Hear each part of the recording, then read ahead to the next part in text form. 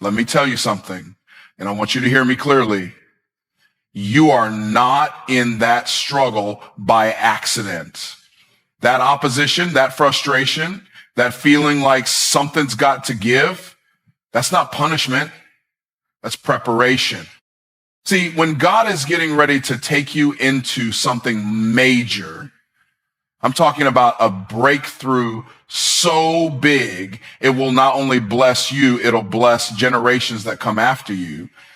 He doesn't start by showing you the promise. He starts by shaping your character. The first sign that God is preparing you for a breakthrough is pressure. Pressure is preparation, not punishment. This truth often gets overlooked because in the middle of life's crushing moments, it's easy to misinterpret what's happening to us. When the weight feels unbearable, when challenges keep stacking up, when nothing seems to be working out the way we plan, our first instinct is to question, to complain, and sometimes even to doubt God. But what we fail to see is that pressure is one of God's most powerful tools for transformation. It's the process he uses not to destroy us, but to develop us. Imagine this. No one looks at a lump of coal and sees a diamond. But under intense pressure and over time, that coal is transformed into one of the most valuable materials on earth. That transformation doesn't happen overnight. It doesn't happen without heat. It doesn't happen without stress. The same thing applies to you. You're not being crushed because you're weak. You're being pressed because there's greatness inside you that only pressure can bring out. Pressure comes in many forms. It might show up as financial hardship, strained relationships, or the overwhelming demands of trying to balance your personal dreams with your daily responsibilities. It might be that season when nothing seems to move forward, even though you're doing all the right things. But here's the key. God allows pressure because he's pulling something out of you that you didn't even know was in there. Potential doesn't get revealed in the calm. It gets revealed in the chaos. Comfort never called out a champion. It's pressure that activates power. There's a principle at work here, and it's this. Preparation always precedes promotion. God never elevates without equipping. And the equipping doesn't happen in the spotlight. It happens in the shadows. It's during the hard seasons, the hidden seasons, the ones nobody claps for. That's where the real work gets done. That's where your character gets built. That's where your resilience is forged. That's where your faith stops being a concept and becomes a. Pressure reveals what's real. You don't really know what you believe until you've had to stand on that belief with everything shaking around you. You don't really know your own strength until you've had to keep going when quitting seemed like the only option. You don't discover your calling in comfort. You discover it when you're uncomfortable but obedient, uncertain but unshakable, weary but still moving forward. One of the biggest mistakes people make is trying to pray away the very pressure that's meant to prepare them. We ask God to remove the challenge, but God knows the challenge is what's building the capacity for the blessing we've been asking for. You say you want to lead a movement, but can you handle the pressure of criticism? You say you want financial overflow, but can you manage the pressure of discipline? You say you want purpose, but can you withstand the pressure of walking by faith and not by sight? Don't despise the pressure. It's not a sign that God has abandoned you. It's often the clearest evidence that he's near, because God only presses what he plans to use. He only breaks what he intends to bless. That pressure isn't a punishment. It's a setup. It's a sacred process designed to strip away what's not needed and strengthen what is. It's where weak things become strong and hidden things become visible. It's where dreams are refined and destiny takes shape. When God gets ready to do something major in your life, he doesn't start with the result. He starts with the root. He doesn't build from the top down. He builds from the foundation up. And the foundation always begins with pressure. Closed doors are divine redirection. Most people see a closed door as rejection, as failure, or as the end of an opportunity. But what we often fail to recognize is that in the kingdom of God, a closed door is not the end of something, it's the beginning of something better. When God shuts a door, he's not being cruel and he's not ignoring your prayers. He's being intentional. He's steering you away from what looks good to your eyes, but could be dangerous to your destiny.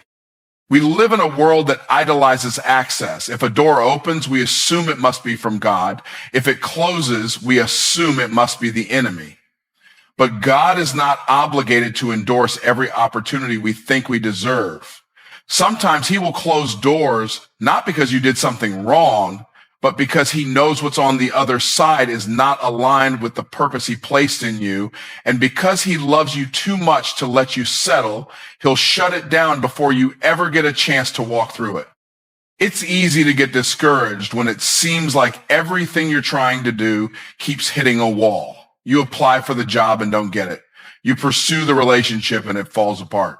You pitch the idea and nobody's interested. You try to make the move and every door you knock on stays closed. But what if that closed door was divine protection? What if it was God saying, not this way, because he has a path that doesn't just lead to success, but leads to legacy? You see, when God closes a door, he doesn't owe us an explanation. He operates from a level of wisdom we can't even begin to comprehend. He sees the whole picture while we're still looking at one piece of the puzzle. You might think you missed your moment, but from God's perspective, he's just removing the obstacles that would have derailed you. A closed door in the natural often means an open path in the spiritual. Sometimes the door has to close so your dependence on God opens up. If every door stayed open, we would rely on our own strength, our own intellect, our own connections. But when things don't work out the way we planned, that's when our prayers get real. That's when our faith gets stretched. That's when we stop treating God like a consultant and start trusting him as our source. There are doors that will stay shut because they don't fit the version of you God is developing. You've outgrown certain environments, certain mindsets, certain circles. If God let you in, you would shrink to fit in. So he shuts the door not to restrict you, but to expand you. Closed doors create the space for growth. They force you to ask better questions. They push you to think higher, move different, and listen more carefully to his voice. A closed door can be a catalyst for creativity. It can trigger innovation. When plan A gets blocked, you start seeing possibilities you never considered. Some of the greatest breakthroughs don't come when everything is working. They come when nothing is working, and you're forced to think beyond your comfort zone. God's redirection is often the birthplace of your next level. And here's the truth. If it was your door, it would have opened. If it was your season, it would have unfolded. God is too strategic to let something pass you by that was truly meant for you. So when you find yourself standing in front of a closed door, don't panic and don't push. Don't try to force your way in. Instead, pause and recognize that this might be the very evidence that God is guiding your steps, not just granting your wishes. Faith requires irrational, not convenient obedience, not logical obedience, not delayed obedience, irrational obedience. The kind that doesn't make sense to your mind, but makes perfect sense in the spirit. The kind where God tells you to move before you see the way. The kind where he tells you to sow before you reap. The kind where he asks for trust before he gives details. That's the kind of obedience that unlocks supernatural breakthroughs. God doesn't operate on human logic. If he did, he wouldn't be God. What he asks you to do will often defy your understanding because his thoughts are higher than your thoughts and his ways are higher than your ways. We like to obey when it's comfortable, when it fits the budget, when it lines up with our schedule, when it confirms what we already believe. But faith doesn't grow in comfort. It grows in contradiction. It grows in the tension between what he said and what you see. And the bridge between the promise and the manifestation is obedience that doesn't make sense. Think about every major move of God in scripture. He told Noah to build a boat when there was no rain. He told Abraham to leave everything familiar without telling him where he was going. He told Joshua to march around Jericho instead of attacking it. He told Peter to cast his net on the other side after catching nothing all night. None of these instructions were logical. None of them made sense to the people receiving them, but every one of them produced power because the obedience was rooted in faith, not reason. We want to see before we believe, but God says believe and then you'll see. That's irrational obedience. That's when you give before you get. That's when you praise before the breakthrough. That's when you apply again after being rejected. That's when you stay planted when everything in you wants to run.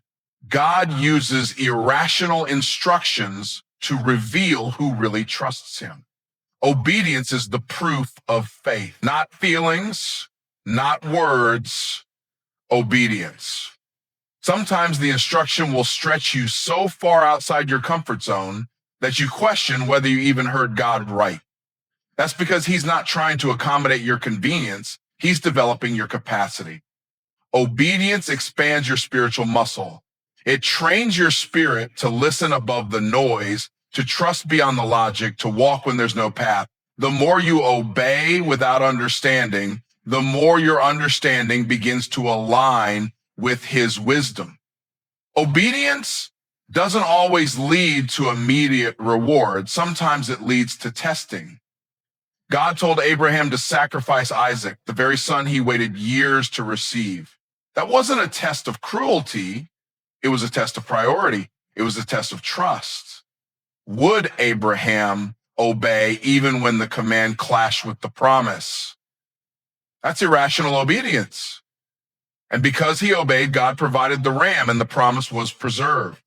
God will test your obedience before he releases the overflow because he needs to know the blessing won't replace the blesser in your heart. Irrational obedience will make you look foolish to people who walk by sight. They'll question your decisions. They'll say you're being unrealistic. But what they call unrealistic, God calls faith. And faith will always challenge your pride, your plans, and your preferences. It will ask for things that don't add up. It will stretch you to let go of certainty and cling to the word of the Lord. And when you obey in the face of uncertainty, you make room for God to move in a way that's bigger than your logic and greater than your plan. Isolation precedes elevation. When God is about to do something significant in your life, one of the first things he often does is pull you away from the crowd. Not because he's punishing you, but because he's preparing you. There are seasons where God has to separate you so he can speak to you. He can't elevate what's still entangled. He can't promote what's still distracted. He can't reveal destiny to a heart that's too busy managing popularity. Isolation is where clarity is born. It's in the quiet spaces, the lonely seasons, the uncomfortable in-betweens, that God begins to strip away what's unnecessary and refine what's essential. It's where your ears get tuned to his voice. It's where your spirit gets recalibrated to his will. When you're surrounded by opinions, it's easy to lose the sound of instruction. But when you're alone with God, the volume of purpose gets louder. He speaks in the stillness, but we miss it when we're constantly surrounded by noise. Sometimes isolation feels like abandonment, but it's actually alignment. God is aligning your mind, your heart, and your habits with the next version of you, the version that's required for the assignment ahead. Elevation always demands transformation, and transformation often happens in solitude. Before God takes you to the platform, he'll take you through the process. Before he hands you the microphone, he'll train you in the wilderness. The wilderness isn't a punishment. It's a classroom. It's where your faith is matured, your character is tested, and your identity is affirmed. Jesus himself experienced isolation before elevation. Before he launched his public ministry, the Spirit led him into the wilderness, not the devil, the Spirit. Because even Jesus had to endure solitude before stepping into significance. He fasted, he prayed, and he faced temptation. It was a season of intense testing and complete separation from the noise of the world. And it was necessary because the weight of his assignment required the strength of a consecrated life. The same is true for you. You say you want to be used by God in a mighty way, but can you handle being set apart? You say you want influence, but can you carry it without needing attention? Isolation exposes the parts of you that still crave validation. It reveals whether your faith is built on applause or on obedience. Elevation isn't just about being seen, it's about being ready. And readiness is forged in hidden places. God will pull you out of certain relationships, out of certain environments, even out of certain opportunities. Not to reduce you, but to refine you. You may not understand it while it's happening, but later you'll realize he was protecting you from compromise. Some connections can't go where God is taking you. Some voices would have distracted you from your assignment. Some atmospheres would have polluted your anointing. So God isolates you to preserve what he's planted in you. There are revelations that only come in isolation. There are downloads that only fall in quiet places. There are visions that only unlock when the room is empty. You've been asking God to speak, but you're still surrounded by noise. Isolation is the invitation to intimacy. It's the space where surface living dies and deep roots are formed. It's where he prepares you in private for what he's about to do in public. You don't build endurance in the spotlight. You build it when no one is watching. You don't learn obedience on the stage. You learn it in the shadows. God uses isolation to stretch your trust, deepen your focus, and elevate your perspective. What looks like being set aside is actually being set apart. What feels like loneliness is actually preparation for legacy. Spiritual shifts signal divine alignment. There are moments in your life when something within you begins to change. It's as though your entire being is realigning to something greater than you could ever imagine. You can feel it in your spirit. It's as if the atmosphere around you has shifted, and suddenly things that once felt ordinary now seem extraordinary. You may not see the full picture, but you sense that something significant is unfolding. These shifts, although subtle, are God's way of preparing you for a move that's about to take place in your life.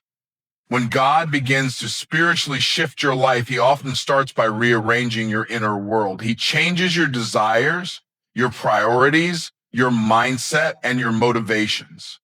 You might notice that the things you used to enjoy no longer satisfy you. The things you thought were important now seem trivial. What once brought you comfort now feels like stagnation. This internal shift is God's way of refining your character and aligning your heart with his purpose. It's as if he's saying, I'm pulling you out of your comfort zone because I've got something bigger for you. I need you to step into this next season fully equipped. And that means recalibrating the very core of who you are. These shifts often come when you least expect them, and they may feel uncomfortable at first. You may not fully understand why you're being led in a new direction, why relationships are changing, or why doors that used to be open are now closing. But in these moments, it's important to trust that God knows exactly what he is doing. He is not randomly shifting your circumstances. He's aligning everything to fit his divine plan. He's setting you up for the future he's already prepared for you. When God aligns you, he doesn't just move you physically, he moves you spiritually. It's like recalibrating a compass to ensure you're pointed in the right direction. Without this realignment, you might find yourself chasing things that lead to dead ends, pursuing dreams that aren't meant for you, or wasting time in seasons that were never intended for your growth.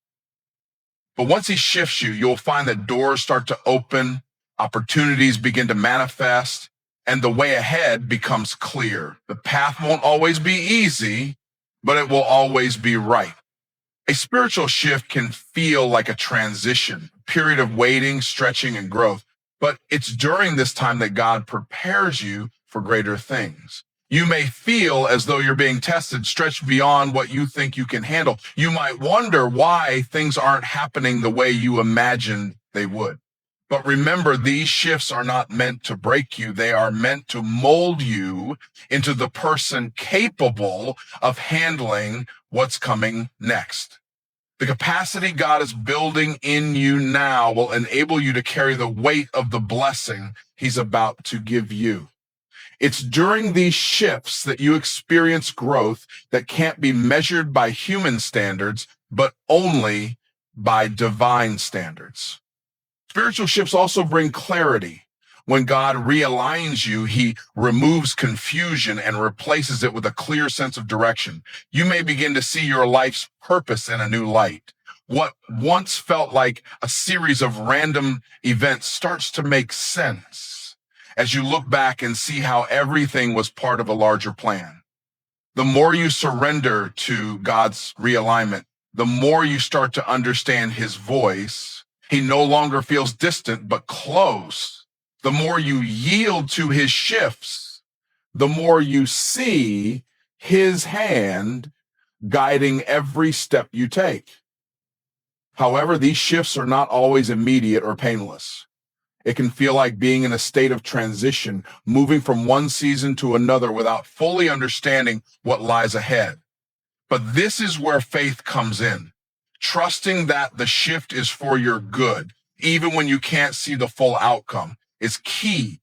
Just because you don't have all the answers doesn't mean God isn't moving behind the scenes. The shift is often invisible to the naked eye, but in the spirit, the groundwork is being laid for something extraordinary.